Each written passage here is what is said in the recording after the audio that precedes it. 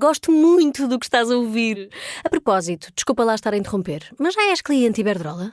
Como não? Então tens de ouvir antes isto. Quem fica na Iberdrola ganha mais. Descontos, vantagens, ofertas e só por aderir ganha 100 euros. Se a poupança e a energia verde também são música para os teus ouvidos, liga 800 500 500. Iberdrola. São 6 horas.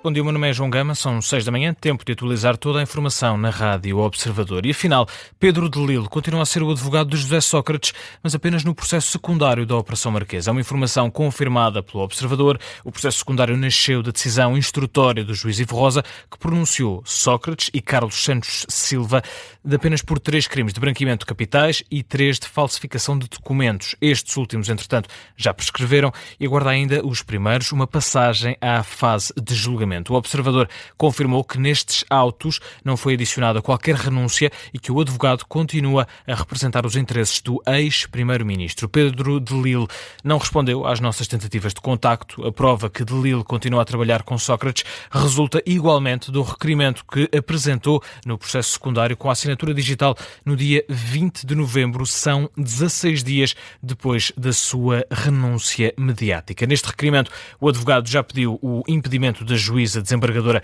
Simona Almeida Pereira, uma inconstitucionalidade, 3 nulidades, incluindo o julgamento, o pedido de junção do processo secundário ao processo principal dos autos da Operação Marquês, uma nova distribuição para julgamento e ainda a exclusão do coletivo presidido por Susana Seca. É um requerimento com 8 objetos, todos diferentes, mas todos com o mesmo objetivo: fazer parar a Operação Marquesa. É uma notícia que faz manchete a esta hora no site do Observador, assinada pelos jornalistas Luís Rosa e João Paulo Godinho.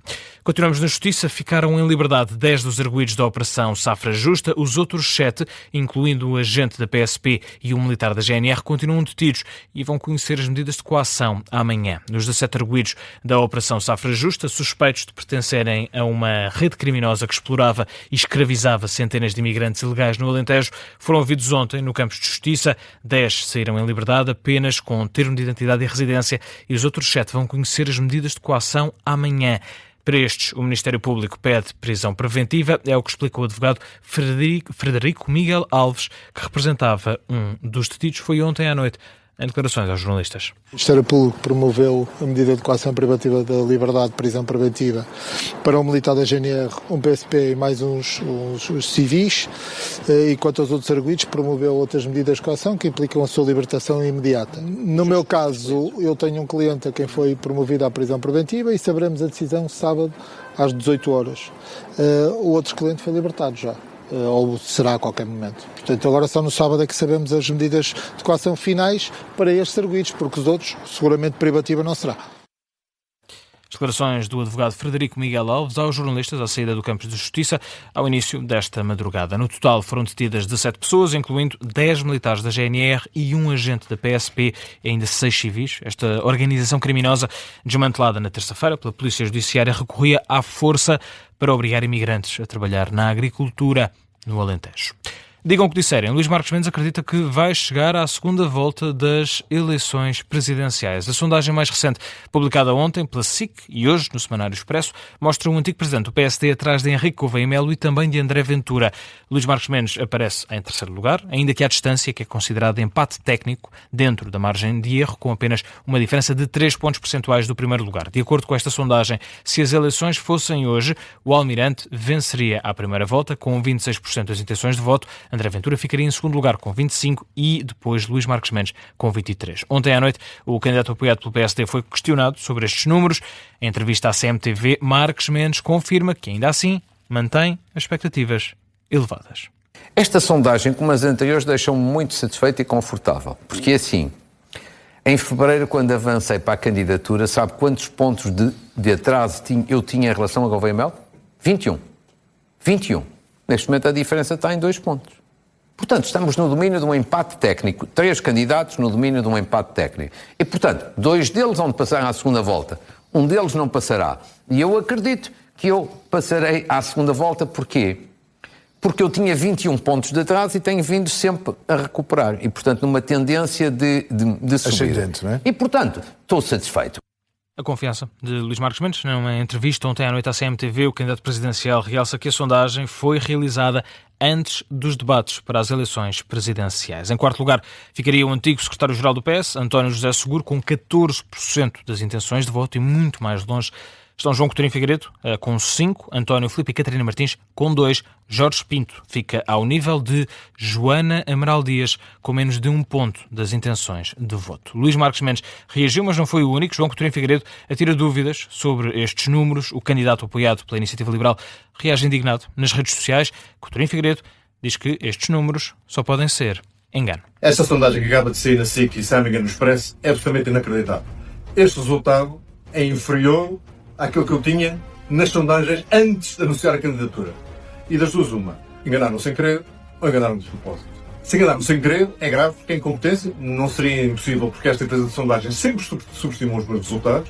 A 3 semanas do ato eleitoral das europeias me deram menos de metade do resultado que efetivamente tive. E se é por um erro de propósito, pior ainda. É para quê? É para gerar aqui um clima de favorecimento de voto do lado de uma candidatura? Diga-me a vossa opinião. Isto é inacreditável. Coutinho Figueiredo, candidato à presidência da República, apoiado pela Iniciativa Liberal, não acredita nos dados que o colocam em quinto lugar, bem atrás dos 4 primeiros. O José Luís Carneiro insiste que a viabilização do Orçamento do Estado evita uma crise política e que, por isso, a decisão do PS foi uma decisão de interesse nacional. O líder socialista esteve ontem à noite no NAU para sublinhar as críticas ao Orçamento do Estado. O PS foi o único partido da oposição a abster-se na votação final global do Orçamento. José Luís Carneiro diz que agiu por interesses maiores para evitar uma nova ida dos portugueses às urnas. Como é evidente, a nossa decisão foi uma decisão de interesse nacional. Se hoje o Partido Socialista tivesse votado contra o orçamento, Marisa, nós estaríamos de novo a entrar numa crise política e estaríamos de novo a entrar num quadro pré-eleitoral para as eleições legislativas. Agora imagino o que é, com eleições presidenciais, sem condições de marcar eleições legislativas, porque o Presidente da República já não o pode fazer. Imagine o que é o prejuízo grave, o que seria o prejuízo grave para a execução do Plano de Recuperação e de Resiliência. As declarações de José Luís Carneiro diz que chumbar o orçamento teria causado um grave prejuízo ao país. Vamos voltar a falar do Orçamento do Estado. Esta manhã juntou-se a nós PSD, Chega e PS no explicador para discutir o fim das portagens. A Ministra da Administração Interna apresenta hoje aos sindicatos da PSP e às associações da GNR a proposta inicial do Governo para a negociação laboral. Estas duas reuniões acontecem após Maria Lúcia Amaral ter reunido durante cerca de 2 meses com todas as estruturas, sem ter apresentado qualquer proposta. As estruturas sindicais da PSP e da GNR acusam a tutela de não querer resolver os problemas e exigem que as negociações comecem pela tabela remuneratória. A Associação Sindical dos Profissionais da Polícia já admitiu avançar com protestos caso a Ministra não apresente propostas concretas. Vamos à política internacional. Angela Merkel faz um meia-culpa, reconhece que tanto ela como outros líderes mundiais falharam em prevenir a guerra na Ucrânia. Numa entrevista ao Politico, Merkel diz que falharam todos os responsáveis, além dos europeus, também os norte-americanos. Falhamos todos. Eu e todos.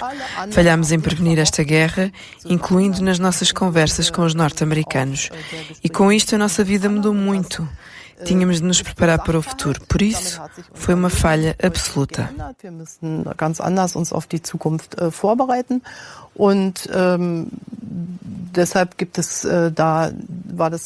Declarações de Angela Merkel, a antiga chanceler alemã, respondia também às alegações que teria dito noutra entrevista que a culpa da invasão da Ucrânia foi da Polónia e dos países bálticos. Assegura que nunca proferiu essas tais palavras.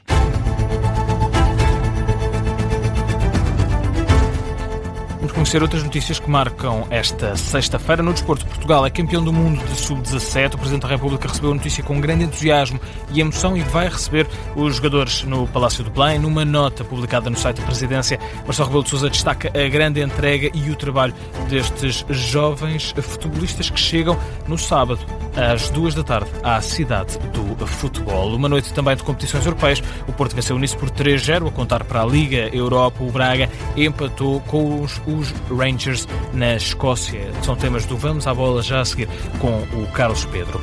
O Sindicato dos Trabalhadores em Funções Públicas e Sociais do Sul e Regiões Autónomas apresentou uma queixa formal à Secretaria-Geral da Assembleia da República contra os deputados do Chega. Em causa estão comportamentos que afetam profundamente a dignidade, a autoestima, a saúde mental e a integridade física destes mesmos trabalhadores. Esta queixa a que o Semanário Expresso teve acesso e que foi noticiada ontem, esta quinta-feira, os funcionários do Parlamento dizem ser acusados pelos deputados do Chega de falta de neutralidade política. Pedem, por isso, a aplicação de medidas que protejam os trabalhadores. Morreu um dos 2 militares da Guarda Nacional atingidos ontem por um tiroteio junto à Casa Branca, nos Estados Unidos da América. Um outro militar continua em estado grave no hospital. E o presidente norte-americano, Donald Trump, afirmou esta quinta-feira que as incursões terrestres na Venezuela vão começar muito em breve. O chefe de Estado adiantou num discurso esta madrugada na Flórida que vai parar os traficantes de droga venezuelanos no sol.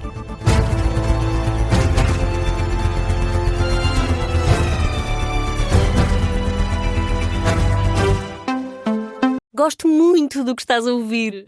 A propósito, desculpa lá estar a interromper, mas já és cliente Iberdrola? Como não? Então tens de ouvir antes isto. Quem fica na Iberdrola ganha mais. Descontos, vantagens, ofertas e só por aderir ganha 100 euros. Se a poupança e a energia verde também são música para os teus ouvidos, liga 800 500 500. Iberdrola.